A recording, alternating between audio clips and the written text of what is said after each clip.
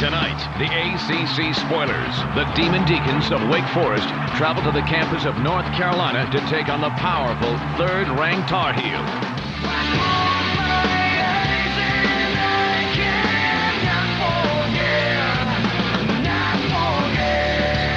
Last week, Wake Forest took down Duke in an impressive display of hard-nosed defense and timely shooting. Can they upset the fearless North Carolina squad as well? All-American and National Player of the Year candidate Tyler Hansbrough has at times seemingly willed his team to victory. This will be a battle filled with the passion and excitement that is ACC basketball. Wake Forest at number 3, North Carolina. Now on ACC Sunday Night Hoops.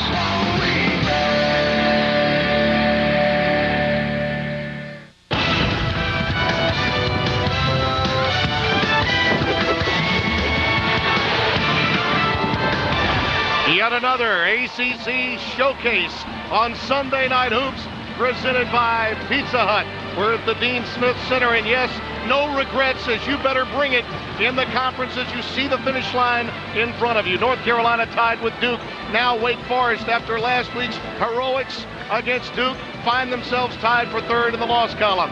Last week it was the play of two bookend freshmen. Down low, the young man from Wyoming, not a lonesome boy, James Johnson getting it done inside, and Jeff Teague from Indianapolis firing away from outside. They stormed the court. It was Dino Gaudio's biggest win since taking over as head coach. Tonight, yet again, it sounds like a broken record. Ty Lawson unable to go, which means the speed factor could be affected. But give Quentin Thomas, the senior from Oakland, California, a lion's share of credit. In the last 6 games, no one has a better assist-turnover ratio than does Thomas. Hello, everyone. I'm Tim Brando. It is very rare that you would say Roy Williams is concerned about the opponent's speed and quickness, but that is the case tonight. As I join my partner, G-Man, Mike Jaminski, along with Dan Antonelli, they're going to be fighting the speed and quickness of Wake Forest. G.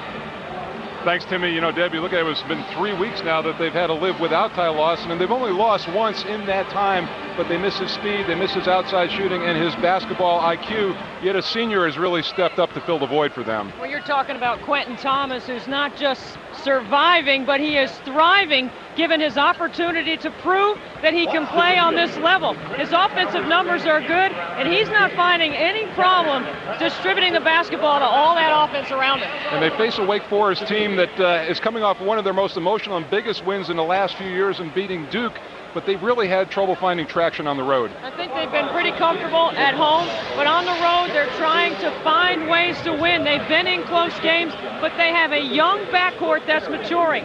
And Timmy mentioned the speed factor. Well, Ishmael Smith and Jeff Teague may be the quickest backcourt in the league. Yeah, and let's not lose sight, too, of James Johnson, a really skilled player in the post. And, Timmy, it's going to be a heck of a battle between him and Tyler Hansbrough. I don't think there's any question about that. And let's also mention this.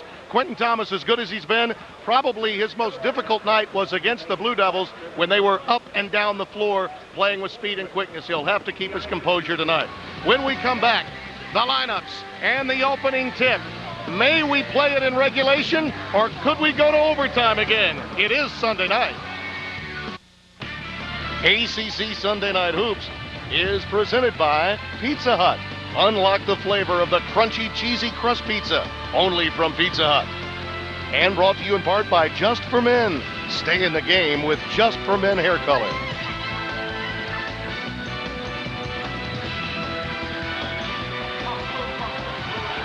We welcome you back inside the Dean Smith Center in Chapel Hill, North Carolina. Tonight's ACC Sunday night matchup between Wake Forest and number 3 North Carolina. The late Skip Prosser, the former head coach of the Wake Forest Demon Deacons, died, of course, tragically this past summer, and North Carolina honored his memory with a moment of silence before the game. And head coach Roy Williams had these comments about meeting Wake for the first time without Skip. For me, it was a guy who I felt like was a good friend, a guy who I respected a great deal, a wonderful sense of humor, and I'll miss that part of it. And yet, when we play Wake, I'll have this moment of looking down there and realizing that Skip's not down there. But I'll put that out of my way quickly because I'll know that Skip would say, hey, it's Dino's watch now. Watch Dino. Take care of Dino. And I'll remember Skip for a long time. As do so many others. And as you look at Dino Gaudio, a wonderful, classy thing, I think, Mike, for the folks in Chapel Hill and this university to honor the memory of Skip with a moment of silence. Well, and I think it's obvious by now how everybody in the league and in the country felt about him, and all 11 coaches were at the funeral, and it clearly is his team right now. Let's take a look now at your Pizza Hut starting lineups for Gaudio's club. We mentioned Johnson and Teague. Smith, of course, he's the straw that stirs the drink. L.D. Williams, Chase McFarland, arguably the most improved low post player in this conference. Tyler Hansbrough is the best post player in this conference and any other. Thompson, Ginyard, Ellington, and Quentin Thomas, the rest of the starting five for the Heels. Our officials tonight, Les Jones, Bob Donato, and Reggie Greenwood were underway. The tip controlled to North Carolina.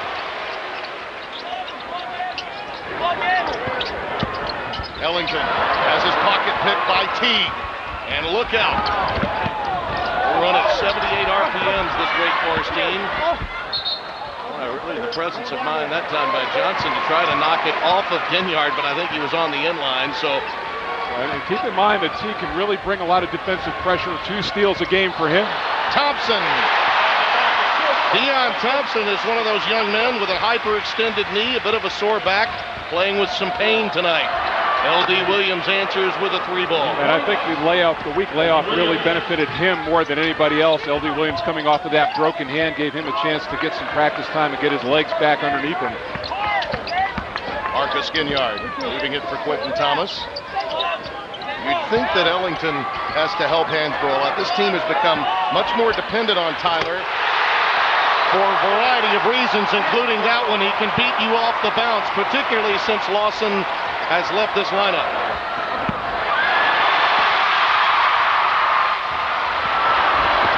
Thompson. Did Smith get him? I believe he did. Let's take a look at G-Man's game plan. Well, if you're Wake Forest, I mean, the primary thing has got to be rebound, rebound, rebound. This is the best rebounding team in the conference. I'm talking about North Carolina. They've got to limit them. And then for North Carolina, they've got to keep Smith and Teague out of the lane, penetrating, scoring, and giving opportunities to their teammates. You can see early on at Thompson, you talked about the injury, and he's walking over now. He could not elevate on either of those plays, so that knee clearly bothered him. He got cut, I think, on that play, which is what Mark Davis is tending to. Right on the lower lip. We should mention this, too. We had an opportunity, Deb Antonelli, who's with us tonight, yours truly, and Mike Jaminski. We spoke with Roy Williams, and we asked him about Lawson being unable to go. He says, it's the same as it was even after the Florida State game going into the Duke game.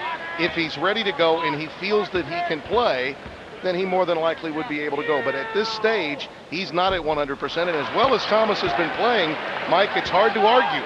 Keep it status quo. Yeah, well, just no sense to rush him in or throw him back. And I think one of the things that Ty Lawson dealing with, he's never ever been hurt before. Yeah. So maybe he doesn't know how to gauge where he is. Roy Williams would have liked to have had him back for this game. They've got the whole week off. They're shooting for Boston College next week. He did admit, did Williams, that he had sort of targeted this game with the hopes that Lawson would be ready to go. This is what they want to do. They want to try to attack Hansbrough with McFarland. Nice move. You want to make Hansbrough defend, expend some energy right there, and then maybe pick up some early fouls on him.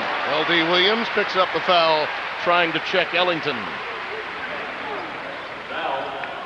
Well, you and I have talked about this, and we don't know of a more improved player in the league this year than Chase McFarland. I mean, he really didn't play much at all in that game, and now you bail him out a little bit with the fadeaway there, but still I think the mindset is to get him some touches early and get him involved in the offense.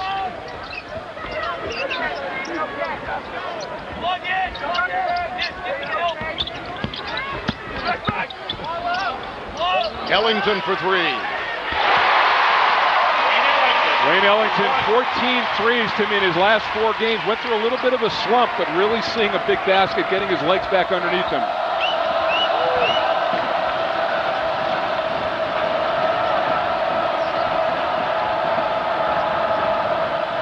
See how much respect Thomas gives Ishmael Smith. A lot of room there. Trying to use his long arms to create a steal. The floater does not fall. McFarland, there he is, Mike, on the offensive board. But Timmy, even the drive just causes that. Don't blink, though, because the other big fella will run the floor just as quickly as you can.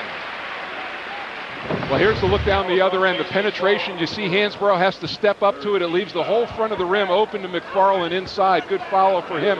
But you immediately have to change to defense when you're playing North Carolina because they rush it up the floor.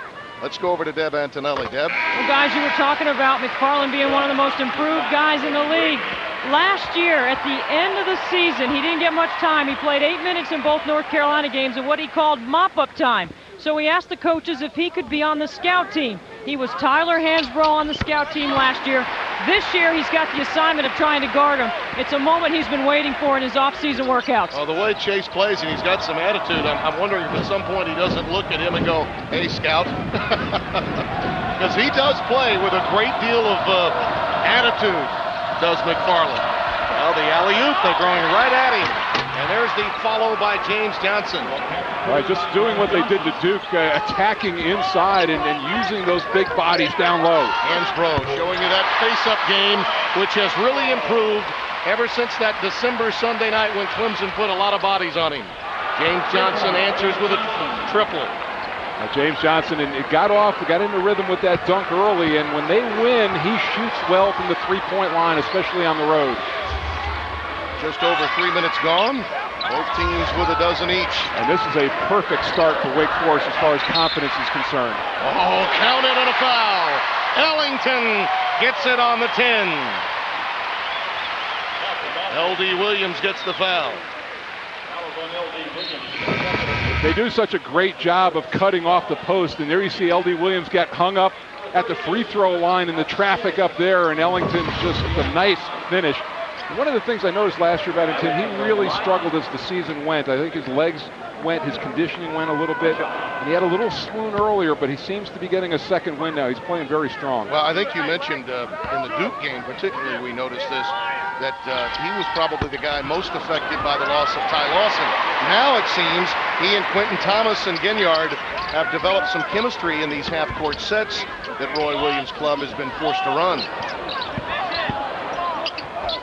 Hansbrough trying to duck under, took the extra shuffle step. Well, you can see what he's doing against McFarland. He wants to pull him off the block, face up, and try to use the dribble drive. McFarland would much rather bang with him down in the low post, but that time he did a nice job staying down on the pump fake. Smith, it's the high pick from Johnson. North Carolina really hedging well against those picks. Johnson, that's an offensive foul, says Les Jones. Player control, Tyler Hansbrough in position to draw the charge. James Johnson is really going to have to be careful about having to do too much off the dribble from too far out. This team is too good stepping in and taking charges. Hansbrough not a shot blocker, but he will give up his body. Alex Stevenson is coming to the game for North Carolina. Triggers it into Quentin Thomas. This young man is really one of the silver lining stories of this ACC season. Lacking confidence and seeing guard after guard come in and take the starting role ahead of him. Raymond Felton, Bobby Fraser, now of course Ty Lawson as Ginyard challenging that time. Draws the foul from Jeff Teague. There's Bobby Fraser. He was taking some standstill jump shots at the walkthrough earlier today. Well, he just desperately wants to be a part of what's going on here, and he worked so hard in the offseason and had a good beginning of the year, and to see that all go away, very tough to handle. Hansbrough again. Johnson retrieves it for Wake Forest. Out of bounds, last touched by the Tar Heels. Wake Forest will have it when we come back. It's been a G-man kind of game. Chase McFarland and Hansbrough, big on big in Chapel Hill.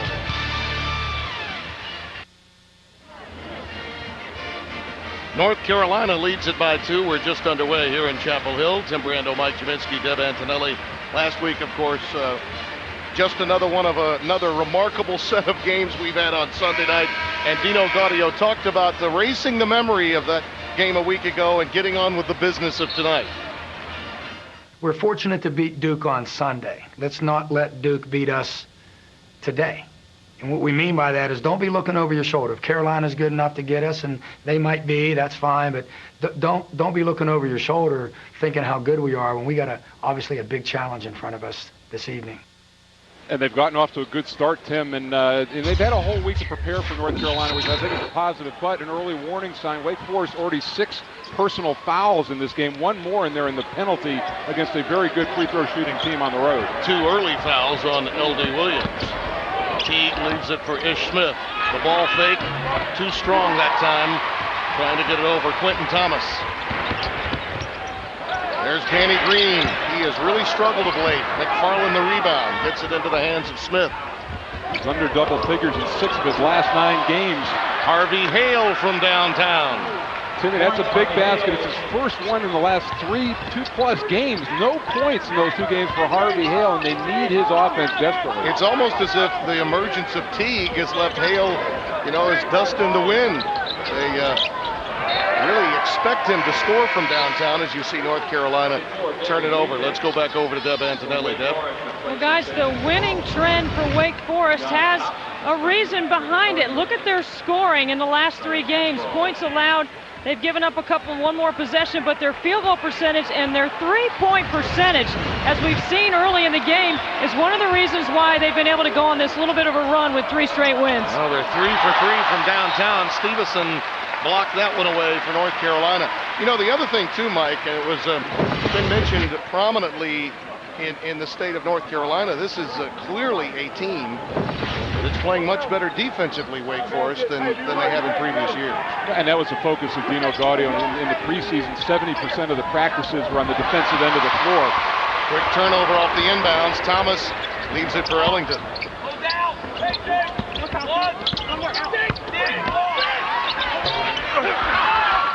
James Johnson all over the glass for Wake Forest. 3 early rebounds. Look at Smith recover. What a nice move by Smith. That was a tough pass. Ball deflected, and Ellington gets it out of there and pulls up. Stevenson the follow. Well, he is a terrific rebounder, especially if you go by per minutes, Tim. Only plays 15 minutes, but gets 5 boards a game. Couple of quick shots now by Wake, leading to great opportunities for North Carolina.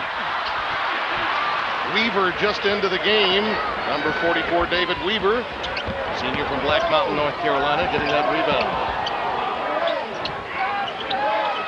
Smith, suddenly those perimeter jumpers not falling after hitting their first 3 from downtown. Yeah, this one was early in the shot clock with no board coverage. Thomas scoring reversal and missed it.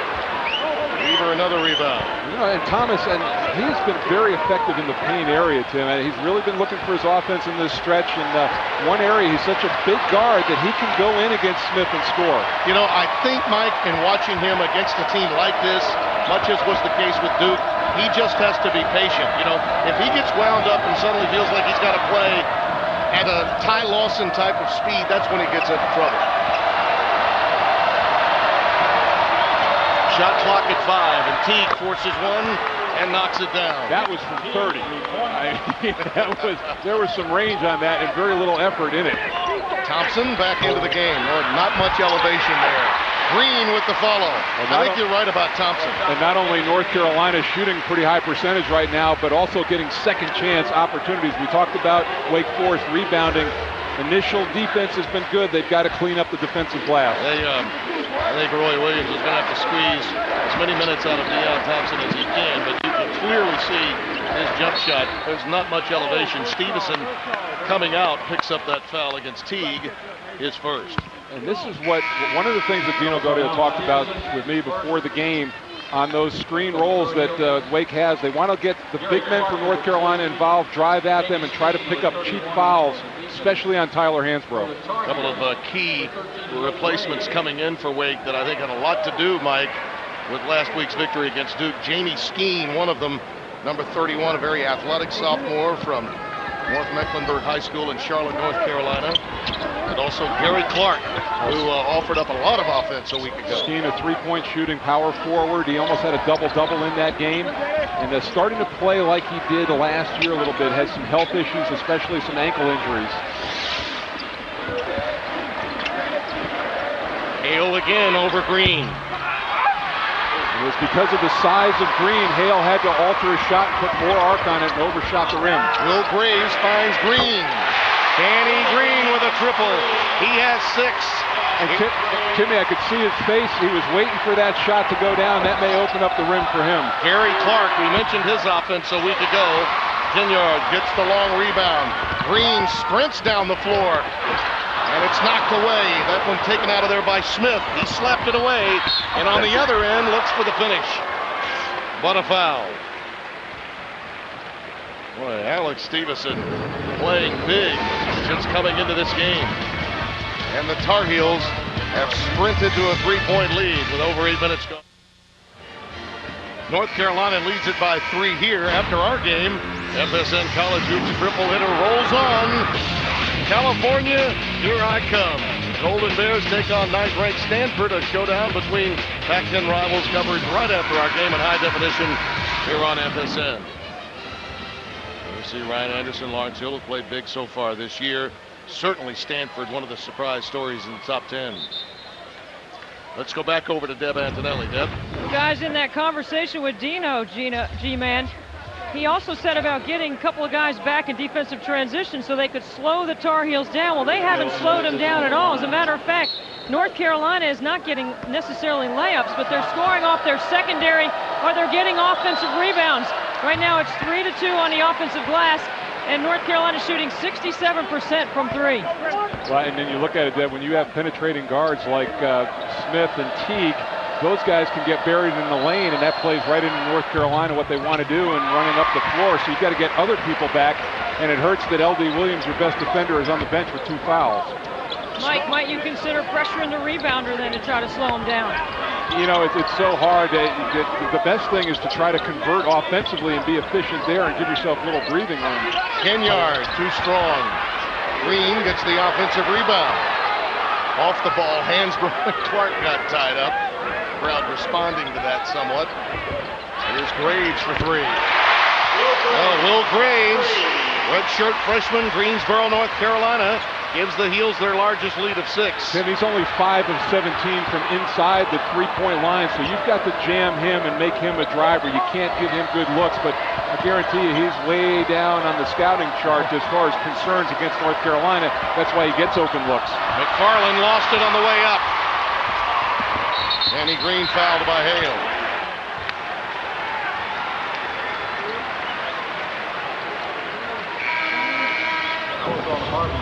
This is the look, and this is how physical it is for Hansbrough inside. You see the block out right there, and almost fell into Ginyard in a bad way.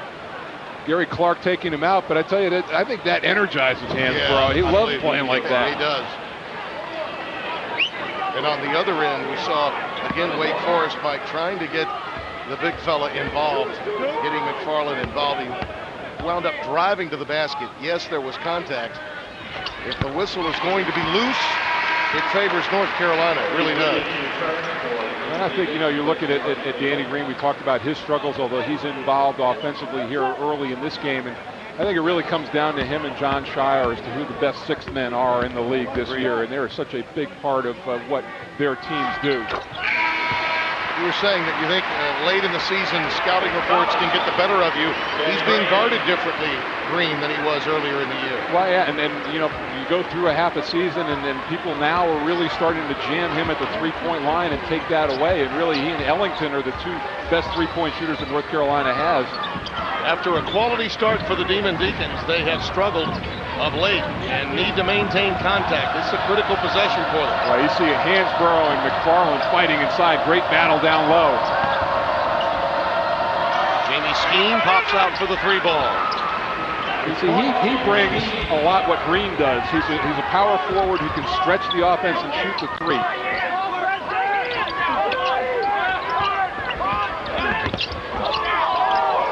That time they jammed Graves, as you suggested. Thompson loses it.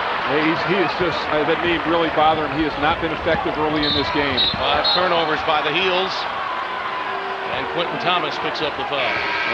They're going to have Alex Stevenson come in. I don't know how much they're going to be able to get out of Deion Thompson tonight. It's a shame, but you could just see he's struggling to do everything on the floor. Alex Stevenson, Carolina.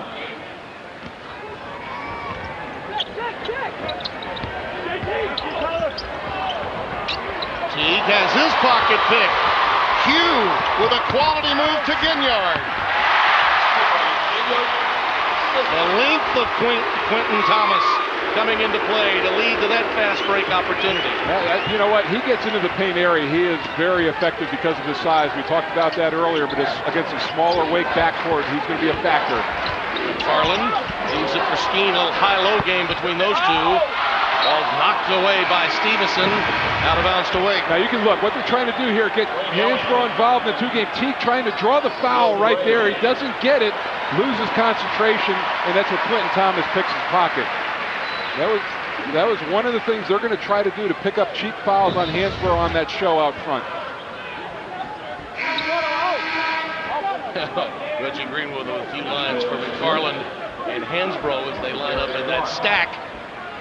We've had if there's a referee talking to somebody or a little scrum involved, Chase McFarland seems to be right in the middle of it. Absolutely. You see the difference between 2 and 3-point shots taken and made. Wake Forest staying in this game primarily with the 3-point shot. Ishmael Smith being forced to run a half-court game, back out to Skeen, and this young man has been lights out. 6 for him, 2 quick 3-pointers since coming off the bench. He's open because of that screen roll and the defense collapsing. Hansbrough making it look easy over McFarland. You know, my good friend Kevin McHale is here scouting for the Timberwolves. And one thing he talked about with Hansbrough, I want to see him make that 18-foot jump shot. See if he can do that. And that has really become a part of his arsenal in the last 10 games. Smith in the air feeds McFarland. Strong move, and he showed a little strength there. There's Kevin McHale right there, VP basketball up at Minnesota. You guys came out of college the same year. Same year, yeah. Played against each other for 13 years. You've got most of the best of me in those battles. McFarland knocks that one away from Ginyard. I'll tell you, North Carolina doing a nice job of getting back. But again, these bigs can come outside for Wake Forest and knock down 3-pointers. So far, at the 8-minute mark here in the first half, Wake Forest throwing punches with North Carolina, staying right with them in this game.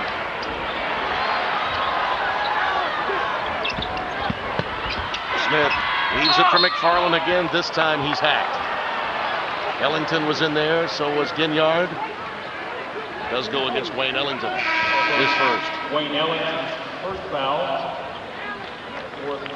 Very interesting from a national standpoint tonight's game. A win by North Carolina would figure to put them in the 2 position behind Tennessee in the upcoming polls, and of course strengthen their position for a #1 seed in the NCAA tournament. Congratulations to Bruce Pearl, the first #1 ranking for Tennessee ever in their program. They earned that one. They're the only team that's been able to go into Memphis, into Xavier, and win in that tough building as well. They earned it. McFarland, talk about those cheap fouls, able to draw one that time from Hansbrough.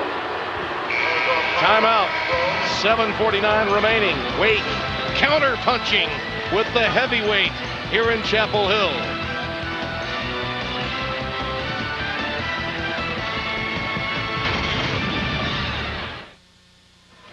Let's take a look at what they're trying to do with these 2 guys out here. You got McFarland, and he'll drive off of Smith here, and that'll allow McFarland to roll. It draws Hansbrough in to defend, and it allows Skeen to step back for the 3-point shot. A well-conceived play. They want to put pressure in the middle. Smith with the look there, but he sees Skeen wide open. He is a very capable 3-point shooter, a well-run play.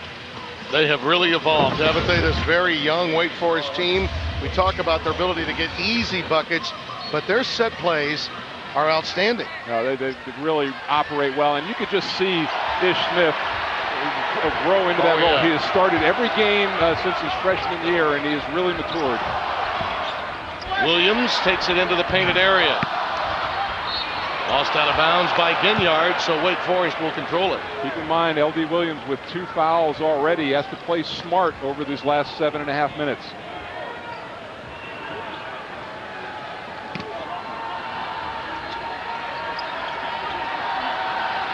Smith needs help, finally gets it way out there, and it's knocked away by Green. So Wake Forest basketball. We're talking about how he's learning so much, and you can see that learning curve for a freshman in the Atlantic Coast Conference. The other thing I love about Ish Smith is he plays with such exuberance. He has fun playing the game. Well, to me, the light usually goes on in the middle of your sophomore year for a point guard, unless you're extraordinary. It just takes you that long to get the position. That pass taken away by Ellington.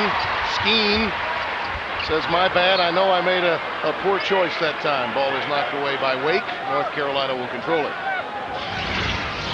If you're Ellington, maybe try to, I know he likes to work on the perimeter, but try to put some pressure on Williams to pick up that third foul early.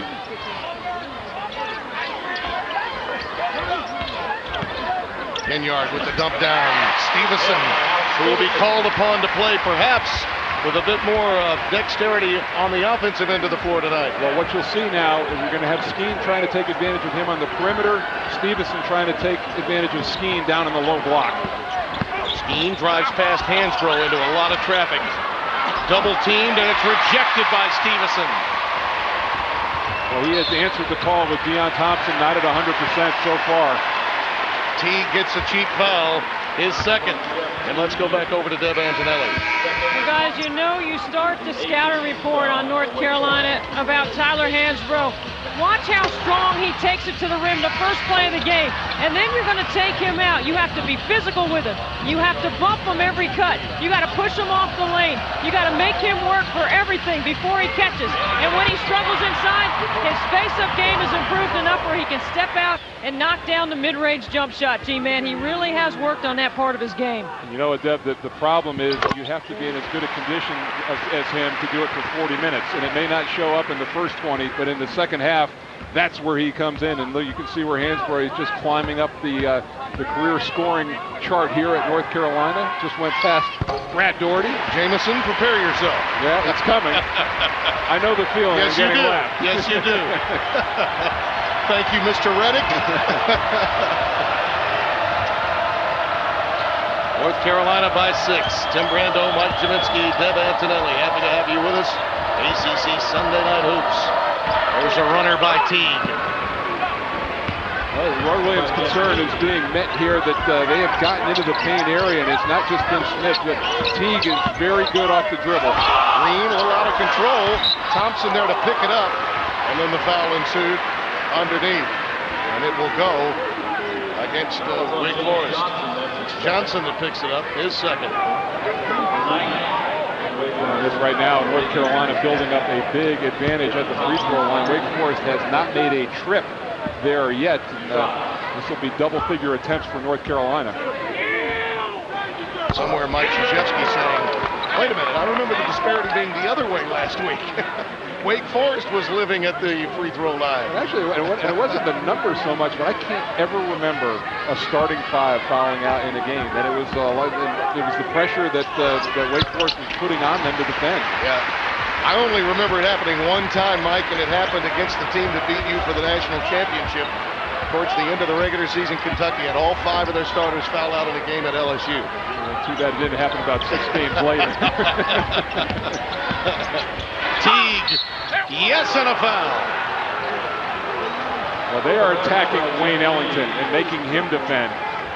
And this is, without Ginyard out on the floor, their best perimeter defender, you can just see gets a little brush screen and stands him up. That little hesitation dribble. What a great move by Jeff Teague. And when he's getting to the free throw line, Tim, Wake Forest is really good. He's got 23 attempts in his last 2 games. 8 points for him. And it's 35-33. The Deacons maintaining contact.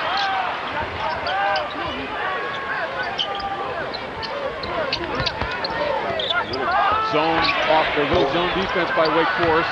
Johnson hauls down the rebound off the green miss. He's got 3 boards. Teague feeling it. Gives Ellington the pump fake, and then the runner doesn't fall. McFarland stays with it. He's fouled by Thompson.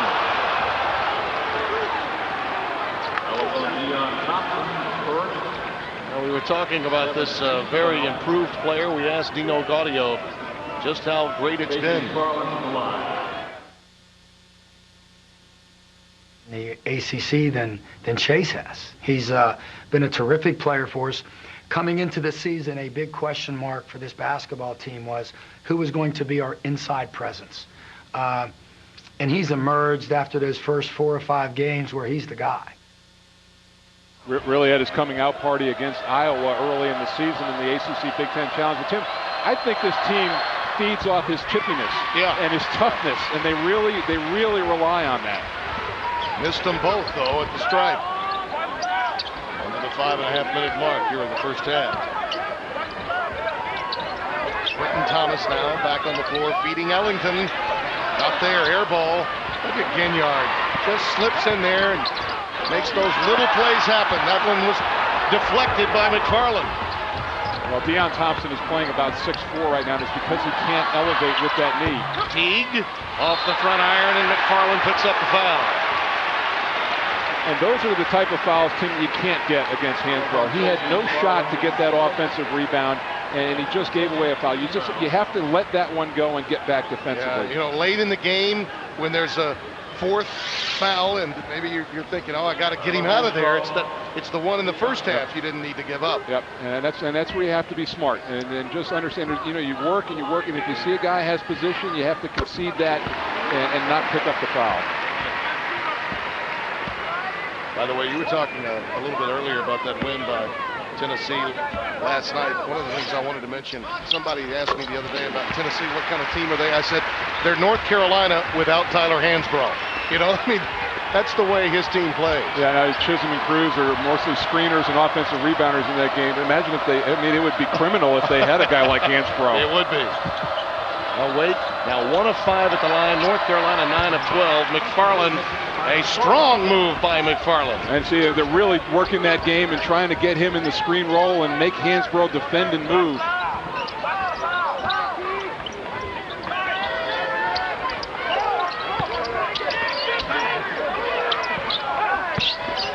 McFarland again. Over the back. Bob Donato whistles it. And that'll get him to the bench. And it's not so much that foul, but the one earlier that you were talking about. Well, and that time he just got caught out of position.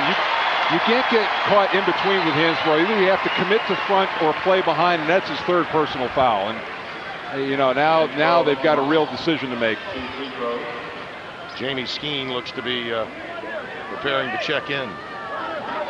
Hansbrough at the stripe. Well, and now I really think they're forced into coming to double big against Hansbrough down low. They've been kind of pitching in and digging in with guards, and now with the smaller player in there, I don't know that either Johnson or Skeen can play him man up. The teams that have given Hansbrough the most trouble in this conference are easy to detect. Clemson in the 2 overtime losses with their bookend forwards, and certainly Gist and company had their way here in this building with Maryland. Usually teams only have one of those sets that Clemson and Maryland have. Hansbrough 6 of 6 at the free throw line now. North Carolina by 4.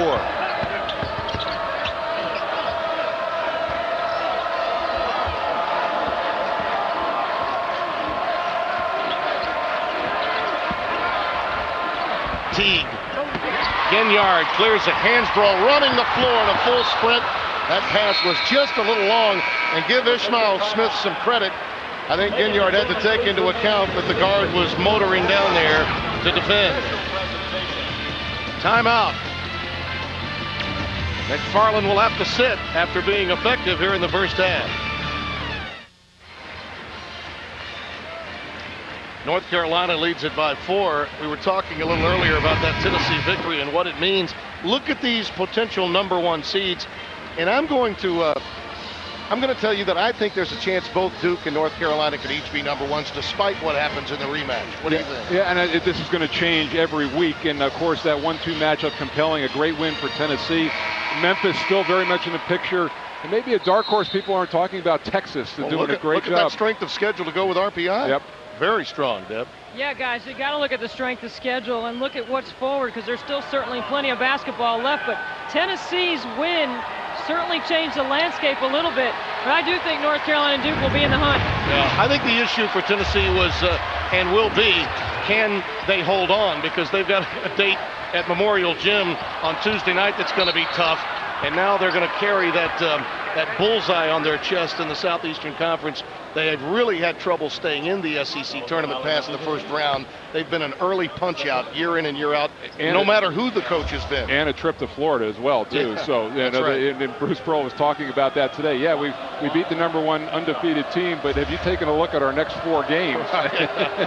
We're going to celebrate for about 15 seconds and then start to worry. I know that the SEC is 5th in the RPI as a conference, but it is a lot easier to lose in that conference than it would be in Conference USA. 39-37, North Carolina by 2.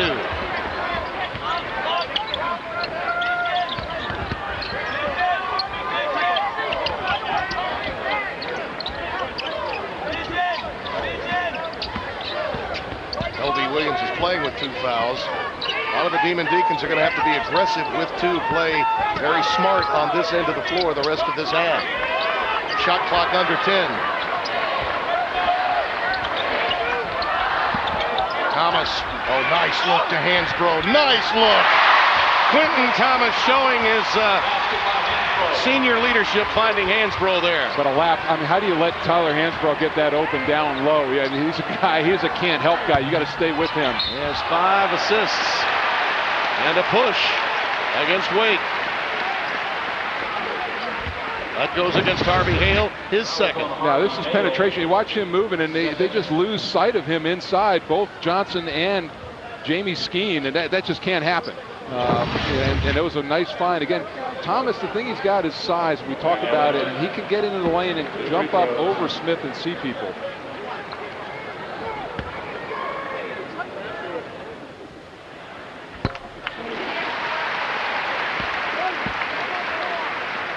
Some say it's the best shot with the best rotation in college basketball. Well, I think you got to put Stephen Curry in that mix too, but Wayne Ellington has got a beautiful looking jump shot. Danny Green replaces him.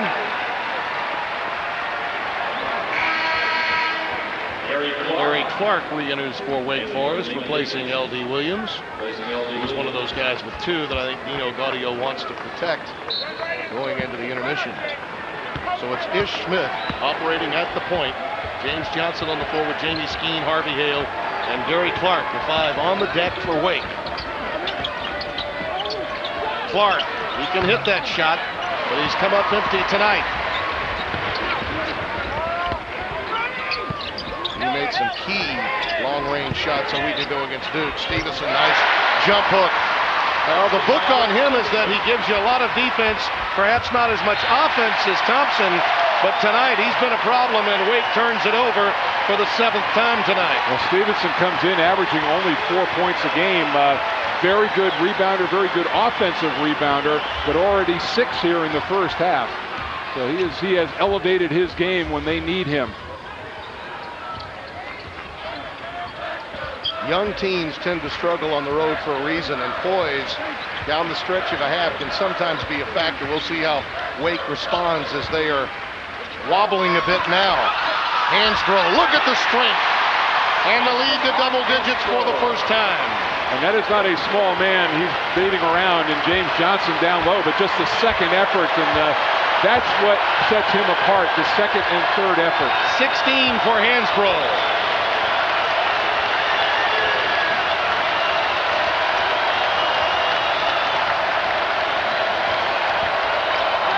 Johnson tied up. Hansbrough tied him up. The arrow is to Wake Forest. Coming up at halftime, we'll have FSN's final score with a lot of highlights and scores from around the country, including that NC State game with Virginia earlier. Deb Antonelli with ACC Hoops News and Notes. G-Man and I will recap the first half, all coming up on our ACC Sunday Night Hoops halftime show. Critical 138 for Wake Forest here to regain a little bit of momentum and not let this double-digit lead expand. Now remember, they lost their lead to Duke early in the second half, but came back, showed the moxie, but that was at home. Can they do it on the road and hang in for the first 20 minutes? That's a violation, shot clock violation. And Stevenson did a credible job there of keeping Smith in front of him and extending his dribble so he couldn't get the shot off in time. An 8-0 North Carolina run. They need a stop, do the Deacons right here.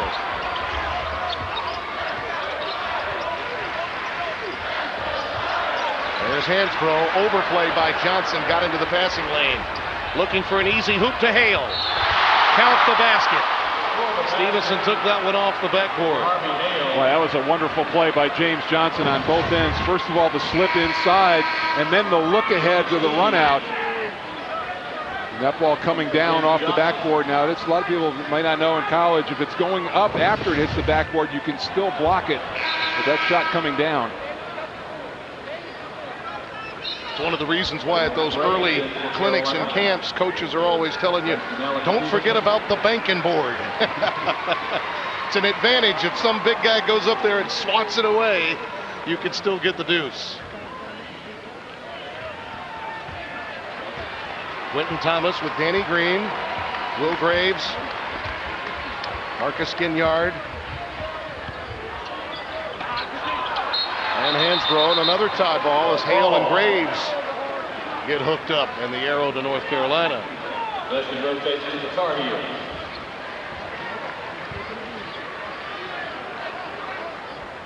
Talked about how critical that stop was last time down the floor. Not only did they get a stop, they got an easy basket, something that's been noticeably missing during this North Carolina run. Wake's presumed speed advantage, though, has been taken away.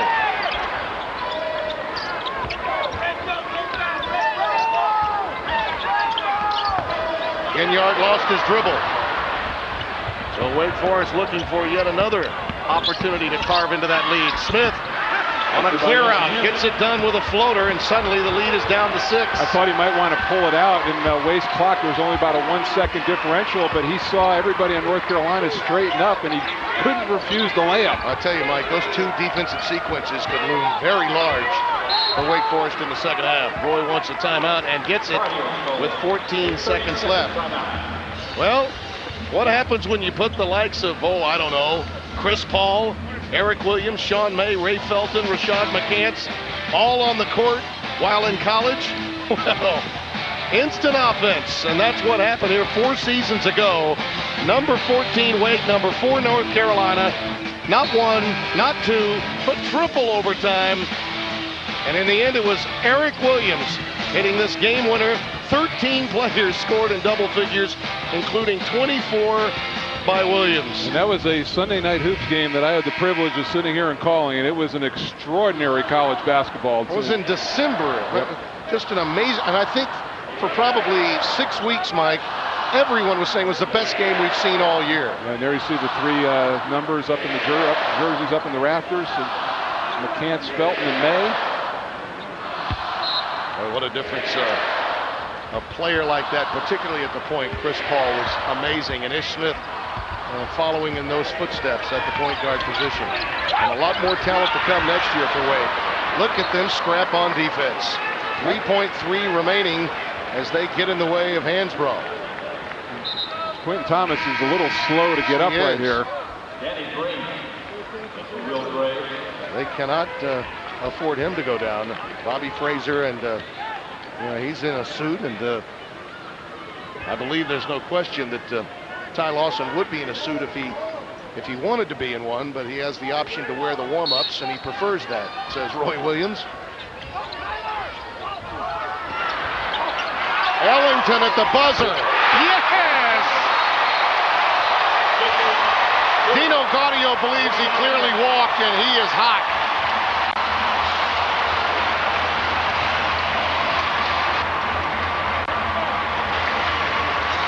Take a look at that long cross-court risky pass, and it did look like he shuffled a little bit backing up. Yes, that's the key thing, though, he was backing up doing it. Yep. Yeah, that's one of those NBA moves there. Let's go over to Deb Antonelli. Deb? All right, guys, thank Coach. The speed of the game, is this where you wanted the team? Well, I'd like it to be even a little bit faster, but we can't turn the ball over. We turned it over about 3 out of our last 5 possessions. You have an 8 or 10 point lead, you should build on it instead of going backwards. How about the job you've done keeping Smith and Teague out of the lane? Well, we got to do that better. You got to do it every possession because they're really good at that. But we got to get Tyler some more touches inside too. All right, Coach, thank you. All right, Deb. Well, as Tar Heels will, as they say, shuffle off to halftime with that last three-pointer. They lead by 9. Coming up, the ACC Sunday Night Hoops halftime show. FSN Final Score with highlights and more. Stay right where you are.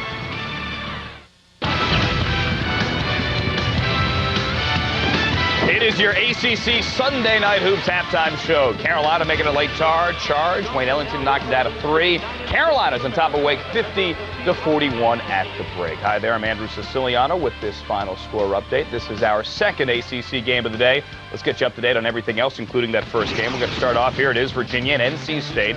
They're in Charlottesville. Wolfpack have lost 4 straight. It would beat 5 rather quickly. Sean Singletary, a takeaway, 1 of 17. First half, NC State turnovers. Virginia's up 20 at the break. Here they're up 19. Mike Scott finishes it up 78-60. UVA cruises to a win. We cruise to the Big East. Number 18 Louisville trying to make it 7 in a row. They are on the road in Pittsburgh. Edgar Sosa first half. The transition bucket.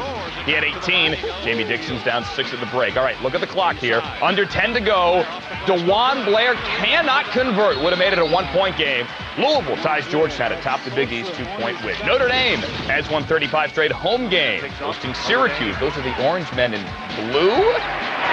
Yes! Takes another. Unbelievable. A record. Unbelievable. Kyle McElharney, a school record 9 threes. He had 30. Notre Dame's 21-5. Don't forget, how could you? The FSN Final Score presented by DirecTV. It's after Cal and Stanford this evening. It's a full 30 minutes of highlights, including Tiger Woods, the final round of the Accenture Match Play Championship. Here's a hint he won. Next up, we'll get you back to Chapel Hill. Tim Brando and the G Unit. Mike Jaminski. More ACC Sunday Night Hoops. Carolina by 9. ACC Sunday Night Hoops is brought to you by Acura Advance, and by TheLadders.com. Only the 100K plus jobs, only the 100K plus people. And now let's join Debbie Antonelli. Well, thanks a lot, Timmy B. Well, North Carolina up 50-41 at the half. We're going to take a look around the ACC, some news and some notes this week from around the league. Miami, 4 consecutive wins. The first time in school history they've done that since they've been in the league, and they knocked off Duke the first time they've done that in 46 years. 28 games decided by 3 points or less or in overtime, and that's why this league is so good, and the RPI is number 1 4 of the last 5 years. The ACC's been in the top, has had the top RPI. The other honor going to our own man, Jaminski, who is going to be honored by the ACC along with Dean Smith from the University of North Carolina. Coming up at the half, we've got some more for you on the backside. Timmy Brando and Mike Jaminski will give you some news and some highlights and some stats coming up next.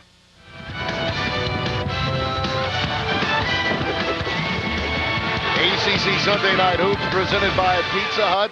Looks like another outstanding finish in front of us as Wake Forest trying to hang with North Carolina down by 9. Tim Brando, Mike Jaminski, along with Deb Antonelli. You know, I'm impressed with the way Wake was able to take on those punches that North Carolina delivered, but they've got to find a way to take those punches without giving up too many fouls. Why, and you look at Chase McFarland, they really wanted to get him touches in the low block early, and were fairly successful. He got inside off some screen roll situations. He was actually perfect from the floor, Timmy, 4 of 4, but got into foul trouble, and it limited him to 12 minutes. He's got to stay on the court in the second half. Tyler Hansbrough just relentless to face up and drive and dunk early on, got him going. Can't lose sight of him inside, and then the second effort, he leads a trio of double-figure scorers. 16 points for him. He got to the line too much in the first half if you're Wake Forest. I tell you, Quentin Thomas again with Ty Lawson out. Can't say enough about the way he's directing this North Carolina offense. Although I can tell Roy Williams upset. 10 turnovers for them in the first half. That number's got to come down. Yeah, well, those 2 quick guards defensively, it's going to be tough. It's a true test that they're getting tonight from this young Demon Deacons team. ACC Sunday Night Hoops is presented by Pizza Hut. Crunch into a cheesy blast of indescribable flavor with Pizza Hut's new crunchy cheesy crust pizza.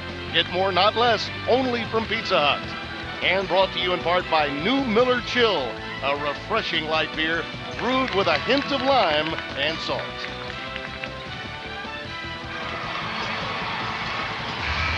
Tim Brando alongside the salty Mike Jaminski. Just a hint of salt. Just a hint, yes. And Dave Antonelli, happy to have you with us. Second half action just underway here in Chapel Hill. Teague looking back door, but it was knocked away by Ellington.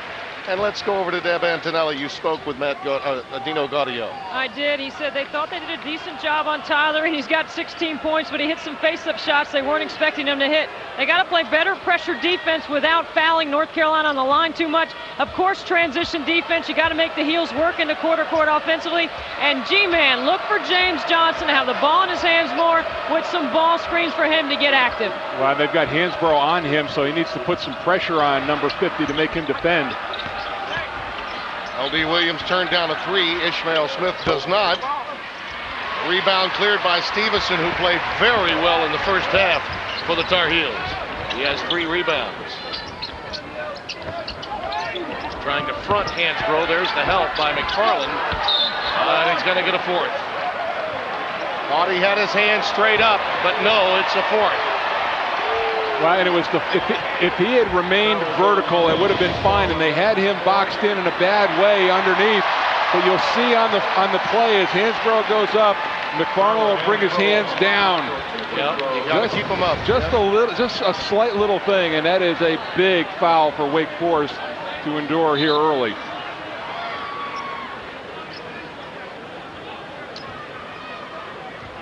And they're explaining that now to Ishmael Smith. Reggie Greenwood's actually talking to Ishmael Smith near us about the way that rule reads. A lot of young players believe that once they've got their hands up and the offensive player brings his down, that they can bring theirs down as well, and you really can't. Yep.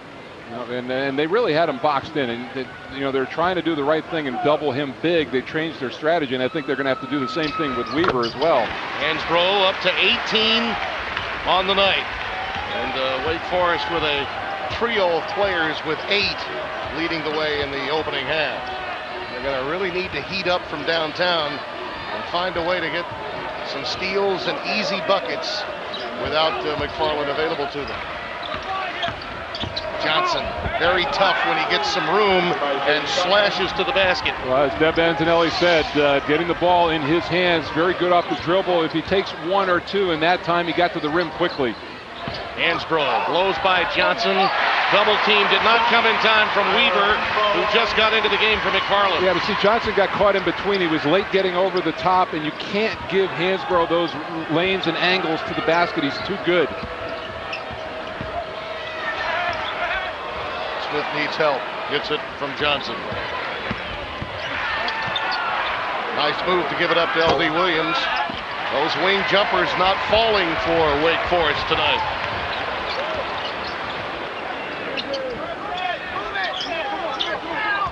This is a real unsung player for North Carolina. Ginyard, a stopper on defense, can handle on offense. Ellington drives it in, and the blocking foul will go against Weaver for Wake Forest, his first. Here's the look. Now watch, you see, he's just kind of on the top. He's in no man's land right there defensively, and Hansbrough, there's just no way the defense can get there in time. Weaver not being able to get in for the block. Mike, that time he used the glass, but that little sort of shot after he gets the ball on the block and he gets his defender on his left shoulder, I've never seen him miss that shot. No, and he's strong enough to create some space. You'd like to see, if he's going to shoot a jump hook, to get a little extension on that arm for bigger shot blockers down the road. But right now, he is very effective in banging you, absorbing the hit, and still finishing. I mean, it's almost as if the bump that he gets from the defender helps him with the shot. Largest lead for North Carolina, up to 12. Teague. That's an air ball. Pulled out of the air by Quentin Thomas. First 5 minutes of this second half, so vital. And a foul against Teague. Nothing he could do there. That's his third. It'll send Stevenson to the free throw line. And Wake right now teetering because of this great start by North Carolina. Well, it's so easy to let a game get away from you in this building, and you have to be ready to play. And just I think some early long jump shots by Wake Forest that really plays into North Carolina's hands and running the ball up the floor. It's tough to get guys rotated back defensively when you surprise your teammates.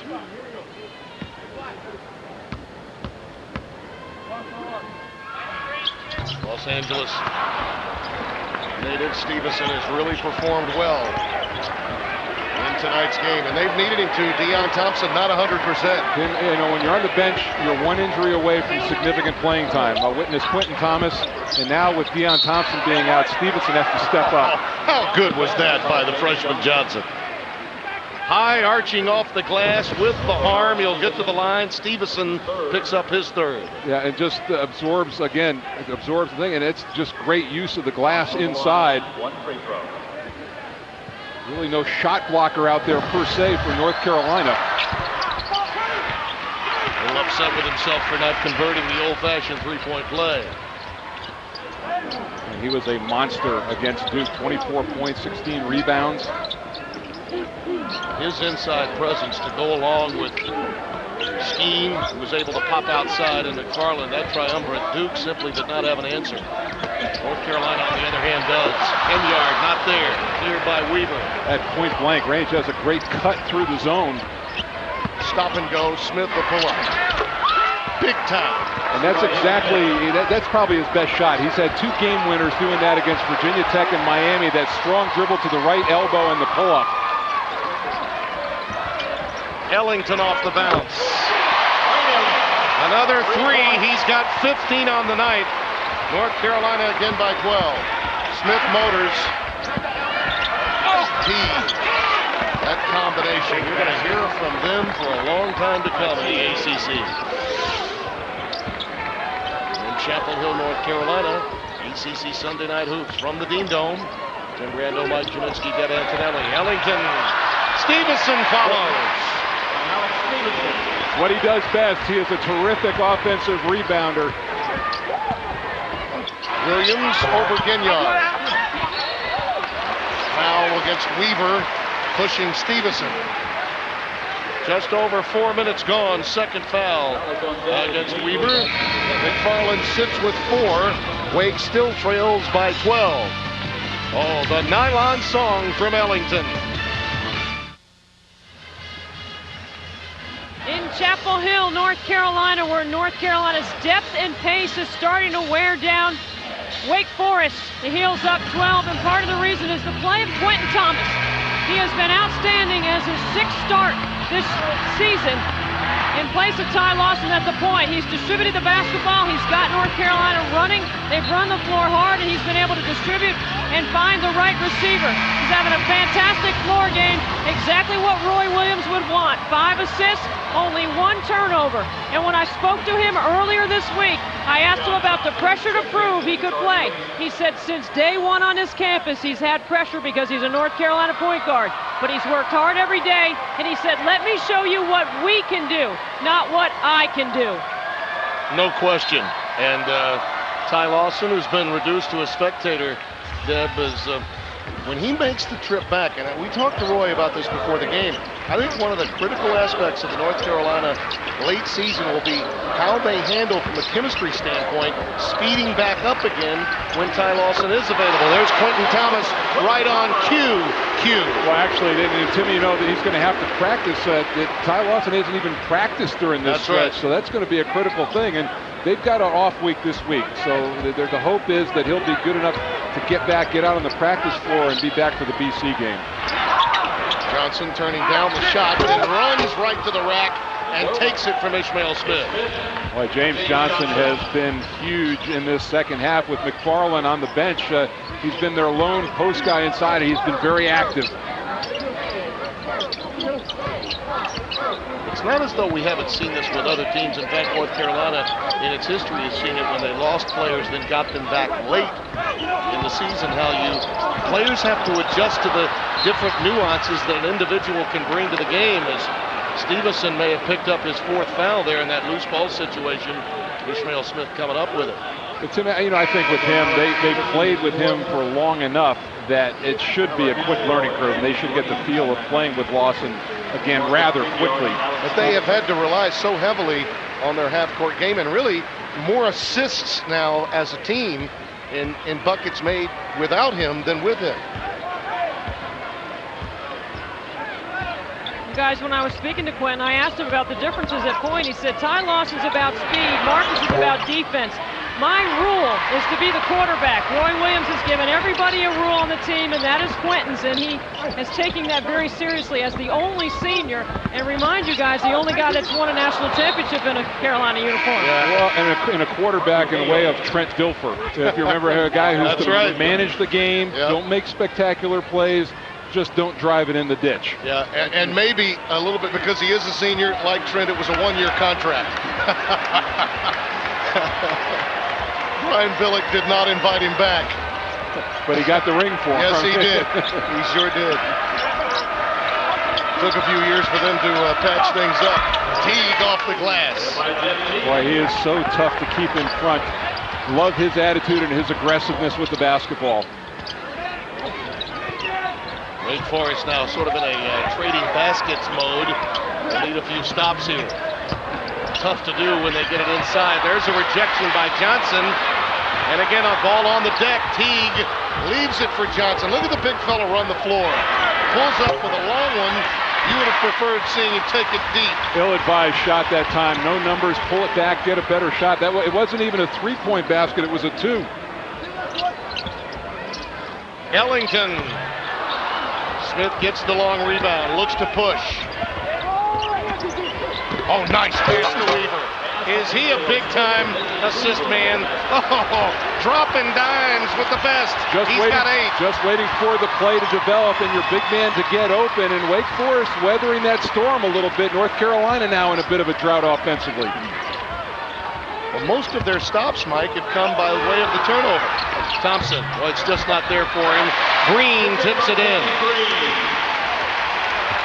Nobody there to check out. Danny Green had a free run to the other side of the rim. Oh, Smith stop and go. Weaver trying to follow, but not there. Sometimes the youth shows up. And that's a palm on Quentin Thomas. Palming the basketball, always a point of emphasis. The 13th turnover committed by North Carolina. Thomas exits. Graves coming in for him. And that's one of those self-inflicted turnovers that drives the coach crazy. You know, if it's strong defense or if you're really harassed, that's one thing, but just the casual palm, that's not a good turn. Jamie Skeen is coming to the game as well for Wake Forest, Mike. They could use his offense. Right, and its three-point shooting has really dried up for Wake Forest here. They came out early and hit first 6 of their first 10, but have been dry, missed their last 7 after that. Harvey Hale from downtown. Oh, the iron unkind. Johnson follows. Boy, just pushed Deion Thompson underneath the rim and had perfect offensive rebounding position.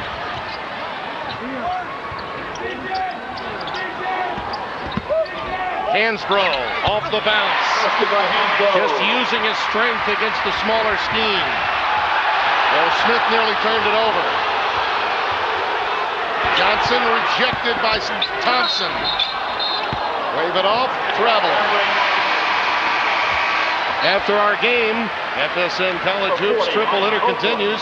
It's California against 9th-ranked Stanford. Boy, what a league the Pac-10 has been. Very strong defensive conference. Coverage begins right after our game in high definition. UCLA is in that, we talked about that number 1 seed, and Ben Howland has them playing well, and Trent Johnson at Stanford doing a terrific job. Looking at probably a 2 or 3 seed perhaps. Ginyard, that's too easy. 69-57.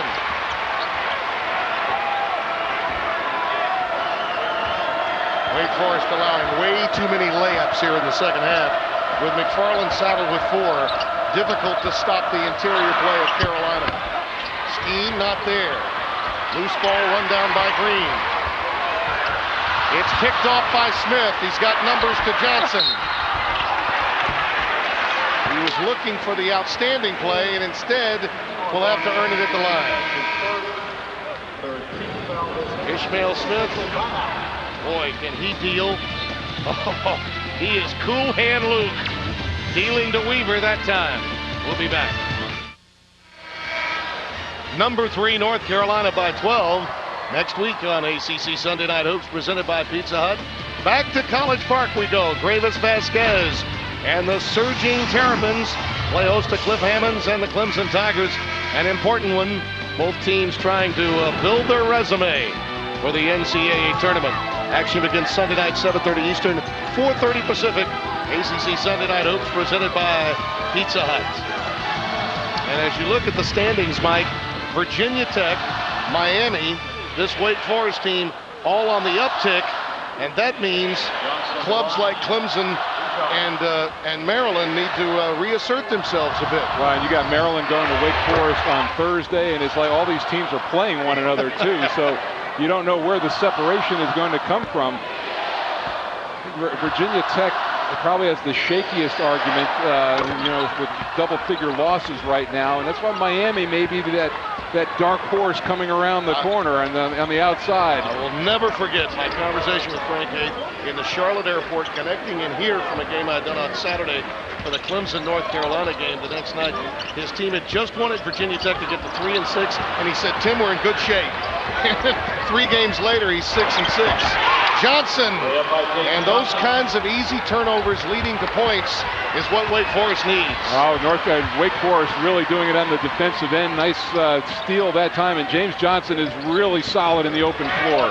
Graves, Hansbrough gets the long rebound. Skeen that time fell asleep. You got to block out. That long rebound would have been right to him. Graves again. And because of that, Tim, you give up 3 points. You just can't give this North Carolina team second opportunities like that. Ishmael Smith getting a blow, so Teague operating at the point. L.D. Williams goes right into traffic. Ill-advised maneuver. And a tie ball with the arrow to North Carolina. Good hustle by both Johnson and Hansbrough to get down on the floor. Wayne Ellington checks back into the game for Graves. Boy, he's made some positive impact with the minutes that he's performed tonight as Graves. California and Stanford coming up next. In brilliant high definition. By the way, I've never seen high definition that was as brilliant as ours. Once you've got it. The only thing high def that's going to be bad for, there are a lot of announcers out there. That's right. Put a premium on the treadmill. In traffic, Hansbrough is fouled by Skeen.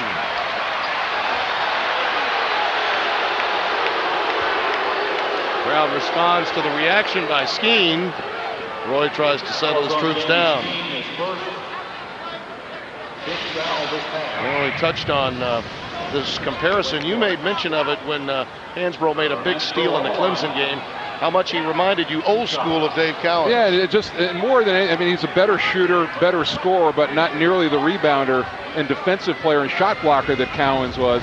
But more his style of play and his relentlessness and hard-nosed style. Just a very blue-collar type of player.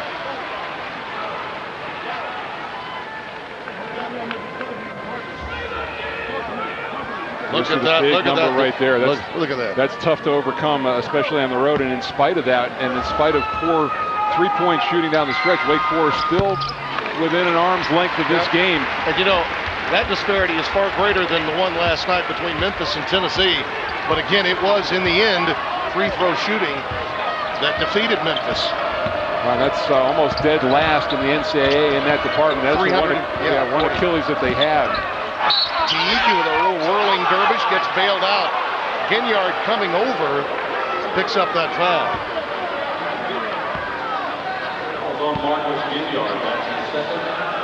Again, that ratings percentage index, you're going to be hearing a lot more about that. It's not as important to the committee as it's not like it takes over. There are other factors that come into play. This certainly helps the two teams out of the ACC, provided they continue to win. Yeah, the strength of schedule, of course, a big factor. And one of the other things that people look at, it's an overrated number of 20 wins. That's right. Because of the number of games that people play now. There were 10 teams in the ACC last year that won 20 games.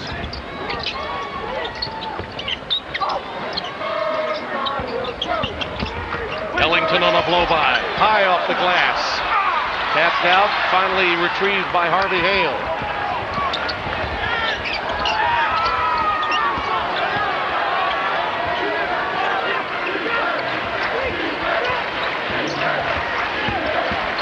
Teague, nice move, unable to finish. Out of bounds to North Carolina. Wake is, I think, had the right idea, Tim. They're being more aggressive in this half and trying to get to the rim, especially at Teague, but just not getting conversions and not getting second chance opportunities. Yeah, and you can see how despondent he is over there on the sideline. You make a move like that, you want to finish. That time he didn't.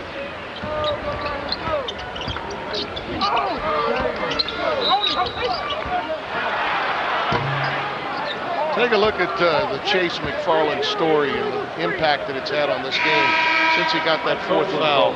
Minutes played, his productivity, and then here in the second half, really a non-factor. You play against a guy like Hansbrough, and really two of those fouls I thought were really cheap. That he gave those away, and we talked about it. You have to be judicious when you're playing a guy like that, and you just put yourself in trouble. There in North Carolina, Roy Williams, that's a number that he's not happy with right now, 16 turns. Johnson, not there. Hansbrough gets the rebound. His fifth of the night. Green. 15 for Danny Green, the lead up to 15, largest of the night. Timeout, Wake Forest.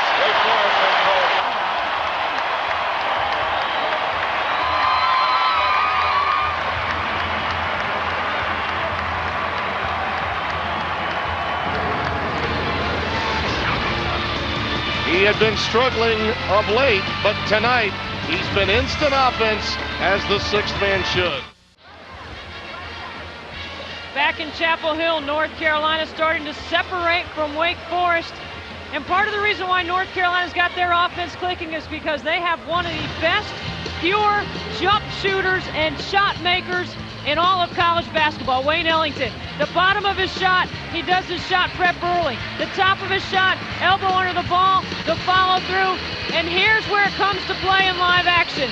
On the catch, he's ready to score. Eyes on the rim, the follow through to midcourt. At the end of the half, he sticks his fadeaway three in the corner to give North Carolina a 9-point lead. And G-Man, it's a wonderful compliment to a post player to have a guy like Wayne Ellington who can give you consistent, solid numbers outside the arc and consistent double-digit scoring all season long. You put him on the same side of the floor, it's tough to defend. And the thing that's mystifying to me is that coaches are so unwilling to not tinker with guys who have bad form and break a guy down. It's something you can definitely work with. Smith lost it. Hansbrough on the other end. Boy, did they converge. Green and plenty of activity. I believe Danny got whistled for the foul going over the back. He did. Chase McFarland back into the game. So clearly Dino Gaudio putting down the gauntlet. The time is now for Wake to make their move. Yeah, it's funny. I mean, he's still talking with Tyler Hansbrough. They talk the whole way. He's trying to get into his head right now, chirp at him a little bit. Well, nothing else really worked. Why not talk to Hansbrough? There's the move, a wraparound, easy one for the officials to call. Bob Donato saw it. Gary Clark picks up the offensive foul. The lead remains 15 with just under 8 remaining.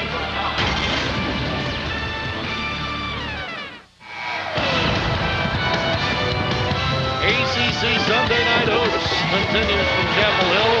Tim Brando along with Mike Knitzky, Deb Antonelli. You look at our game summary.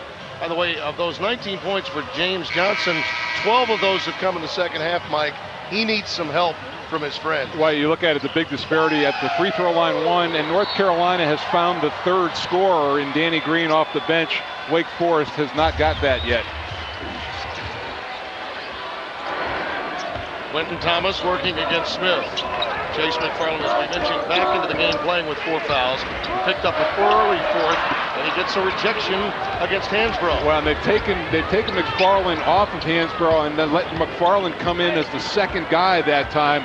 Smart move. You put McFarland on Copeland and you get to hide him a little bit. Look at that. No threes in the second half for Wake. That was really keeping them in the game in the first half.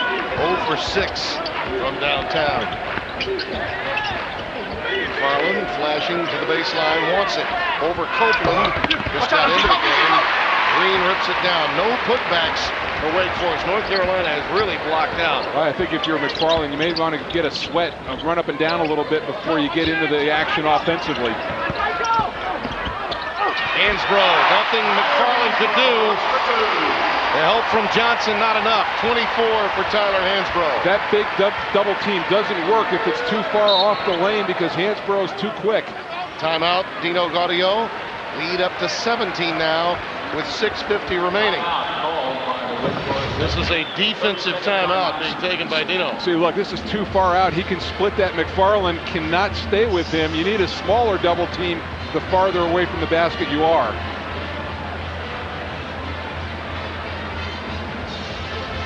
Well, a reminder on Thursday, FSN College Hoops returns. 17th ranked Washington State looking to get past upset-minded California. The same Golden Bears that you'll see immediately following our game tonight. Coverage begins at 11 Eastern, 8 Pacific, only on FSN. And Tony Bennett has done a tremendous job out west in Pullman.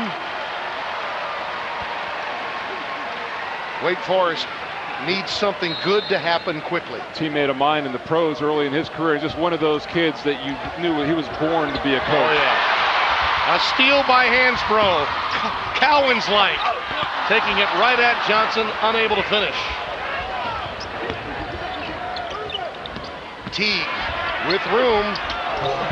Hits it. Oh, what a nice shot. Using the back iron and the front to get it to fall. Well, he knew all he had to do was get it up on the rim because McFarland was in good position for an offensive rebound. And a walk by Thomas. A rare turnover committed by the senior. Again, that's one of those examples, Mike, of suddenly getting into a fast-paced mode, which can happen to Quentin from time to time. The game changes the style of play for North Carolina, but boy, their half-court sets have been pretty effective tonight. Against this quick and frenetic Demon Deacons team. Teague very fortunate that time. He got buried on the baseline without a live dribble.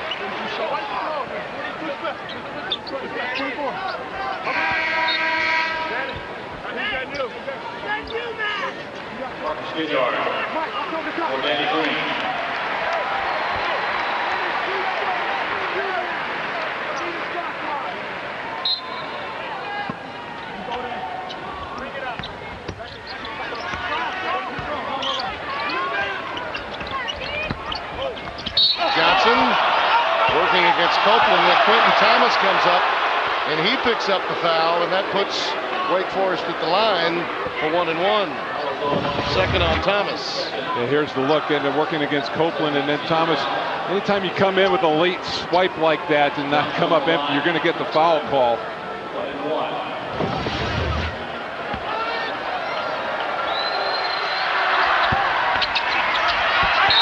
Out of bounds off Gary Clark. L.D. Williams comes back into the game. It's been a tough night for Clark. Not nearly as effective as he was a week ago. You know, we see it often, Mike, with younger players. They just don't perform, or particularly shoot. Shooters are much more comfortable at home than they are on the road. Well, and this is such a different environment to shoot in. It's such a huge arena. It's almost like playing in a dome. And, you know, the sight lines are much different here than, say, at Lawrence Joel Coliseum. Yeah. Teague picking up that foul. His fourth foul.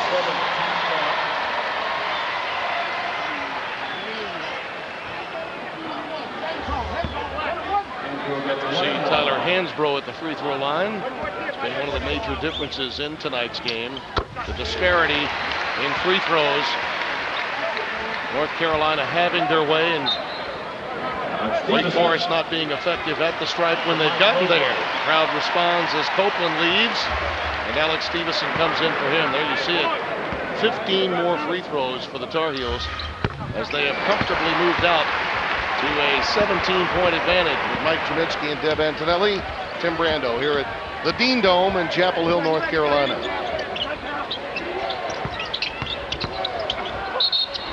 Teague is fouled. No, check that. He took steps. Thought he had created a foul, but took an extra step. You get the feeling that this young Wake Forest team is rushing it a little bit, Mike? Well, I just, that there's a sense of urgency obviously is creeping into them, and Teague trying to do it off the dribble, and it's a tough thing to do against this ball club. You want to play quickly, I know, but sometimes you play almost in a panic mode, and of late that's the way they've appeared offensively.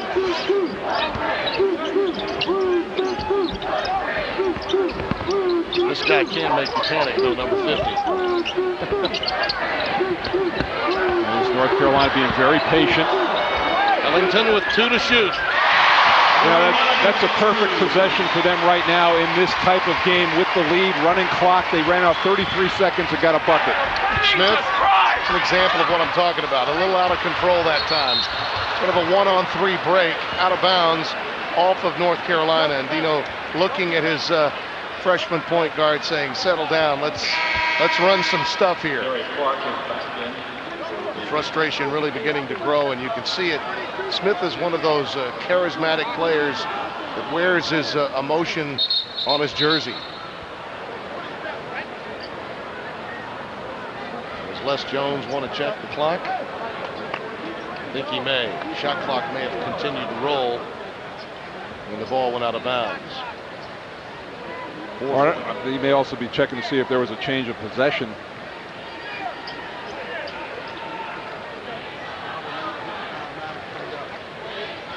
Roy Williams, we had a chance to sit down and chat with him.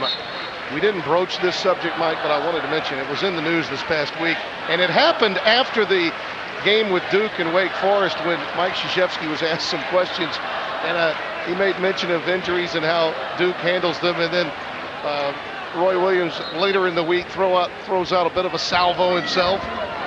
And I think it just energizes the rivalry between Duke and North Carolina. Yeah, and at the end of the day, I mean, Roy came back and said there isn't anybody he respects more than Kay. I mean, they've got a great relationship. It's just one of those things that people, the beat writers around here just salivating to get something like that. Makes for copy. Yep, and I think the fact that the two sort of with tongue firmly planted in cheek are still willing to make those statements makes the rivalry great for everybody else. Really a needless turnover that time by Teague leads to a foul by Smith on the other end. Second foul on Smith. The upcoming North Carolina schedule, and of course all eyes on that matchup come March the 8th at Duke. Still they have to go up to the Conti Forum in Boston, and Florida State comes in here. Well, and I think the thing, again, you don't know how much work he's going to get in, but they have the off week, and to get Ty Lawson on the practice floor. And then right now they're talking about the medical side. I think it's a realistic goal for him to get back for that Boston College game. Then you've got 3 games to kind of regain the rhythm as you were talking about, and build into the ACC tournament and after. Yeah. Apparently the shot clock is not resetting adequately. Reggie Greenwood is over-checking that out now. And the Demon Deacons again, and this is important because they are trying to stay inside the bubble. They do have Maryland coming to them. Then at Georgia Tech, over to Blacksburg in what could be a vital matchup against Seth Greenberg's team. And then North Carolina State will go into Lawrence Joel the last Saturday of the regular season. Well, and the thought was coming into this that they needed to win 3 of the 5, and it doesn't look good at this game right now. And historically, they've not played well at Georgia Tech, although Tech is struggling this year. But the other 3, I think certainly the 2 home games, very, very winnable. That's why the game with Maryland looms very large on Thursday. The early foul difficulty became an issue. And the inability to hit perimeter jumpers from their reinforcements. They got so much out of their bench last week against Duke at home, and it's just been non-existent tonight. Reach-in foul against Marcus Ginyard. His 3rd foul. They have JV games here in Chapel Hill. The last place in the landscape of college basketball to have it. I thought it was interesting tonight as I walked into the building.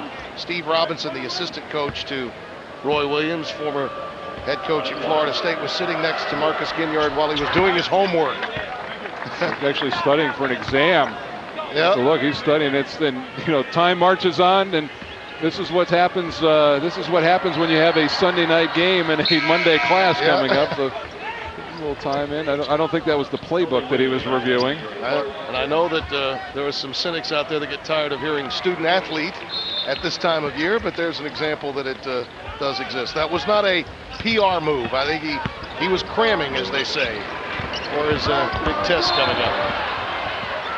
And a foul committed by L.D. Williams. 3:59 remaining.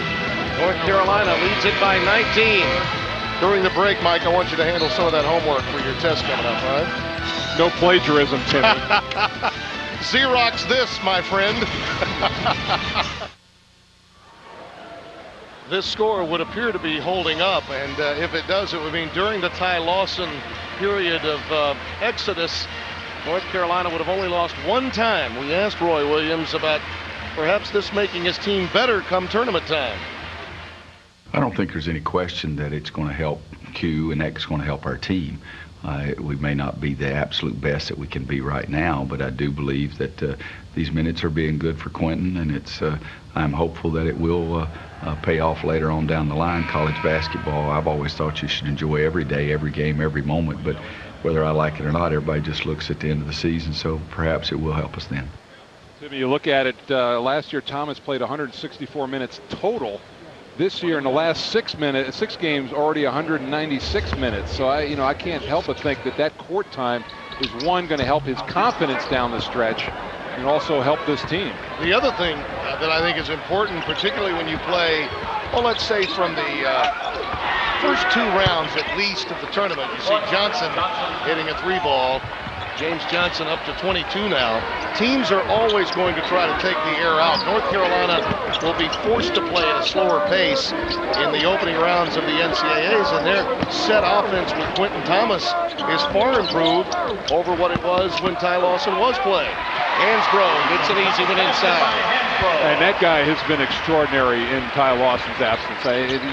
You didn't think he could take it up another level from where he was, but he has. And I don't know if there's a guy who's competing with him for Player of the Year candidate right now. Well, certainly. Maybe Beasley in Kansas State, yeah, but you're right. But I got to tell you, I think those of us that love the college game, you see the investment of time by a veteran player. The crowd responding as Stevenson leaves the game. But look at that. I mean, at some point, I think that the overall numbers and body of work, I know it's for this year, but I think Hansbrough is a runaway freight train over Beasley. I really do. For the number 2 team in the nation, too. It's not that counts for something in my voting as well. I look at the team's performance in wins and losses. He did have a Big 12 record 44 in a losing cause to Baylor, and continues an incredible streak of double-doubles, passing Carmelo Anthony, also a one-hit, one-year wonder that got a national title. Did Beasley, and he's an incredible talent, but he doesn't mean what this guy means, not just to his particular team, but I think just to the level of intensity that we see in the college game, game in and game out. Tyler Hansbrough is our once-in-a-lifetime college players.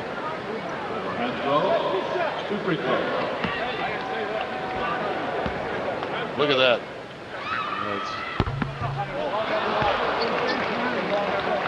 You forget sometimes how often some of these players get to the free throw line. Within about 40 of Christian Laettner for the all-time lead. Yeah. Which you got to think with the number of games left that that's easily going to be eclipsed.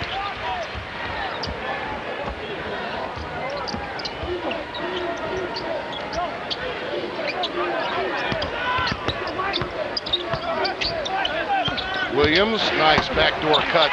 You're going to look at the stat sheet at the end of the game, see how few minutes McFarland played, how effective he was while in the game. He's only missed 1 shot from the floor. It is up to 11 points. Look back, and we touched on him. Those 2 cheap fouls early on really hurt him. And then you could tell that the drop-off and the intensity with this team when he's not on the floor. Once again, North Carolina guilty of palming the basketball. Boy, a bit disagreeable.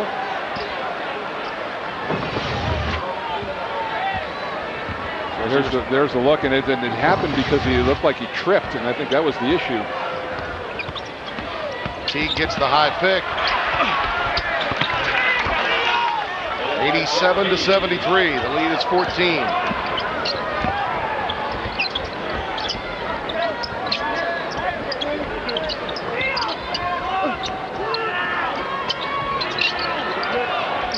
This North Carolina team is just a juggernaut offensively, especially here at home. Ellington, that's an offensive foul. Farland takes it. It's the deck, third foul against Wayne Ellington.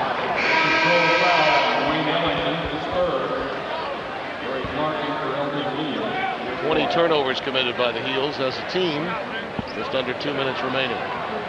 Right, we talk at the ebb and flow of the league in the middle, Tim, and look at the top. I mean, a couple of weeks ago, we were talking about Duke having a stranglehold on the first place when they beat North Carolina here, but how that's changed. I mean, they're tied right now with Duke having the tiebreaker with the win.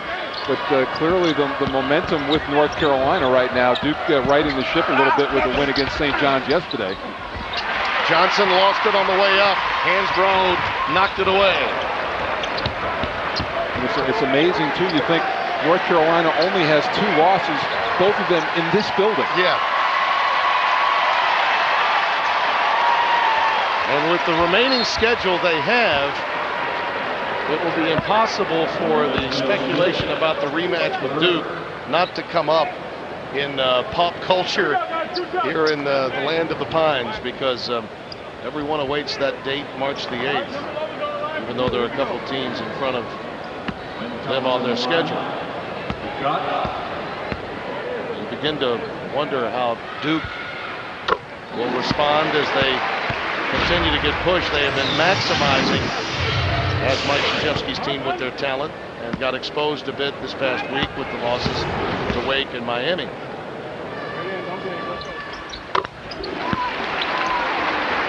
When this team plays its best, though, Mike, just because of the personnel and that low post presence that they have, they are tough to beat. Johnson goes right at Hansbrough. That's an offensive foul. 4 fouls on James Johnson. And it shows you the grit of Tyler Hansbrough. This is a big man to step in and take a charge on. James Johnson is full grown right there, and he's got a step and just no hesitation on Hansbrough's part. Doesn't Tyler realize that's a kickboxing champion that just ran into him? Took the fabulous Thunderbirds to the Wyoming State Championship. His martial arts record has been well documented, James Johnson.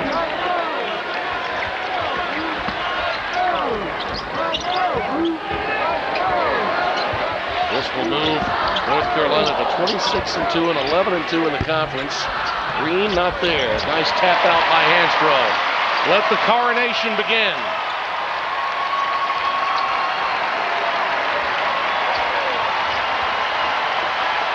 No shots will be taken.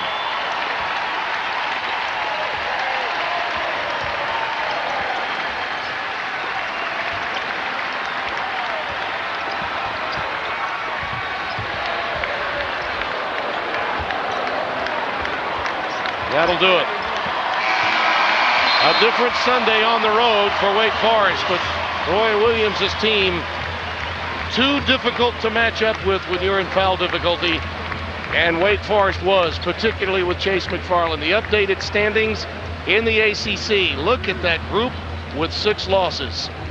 Many of those teams are vying for opportunities to be a part of the Ides of March. And North Carolina setting the pace, and Duke will maintain their opportunity with only 2 losses as well as we head for that huge rematch on March the 8th. We'll be back to wrap things up as we continue from Chapel Hill in just a moment.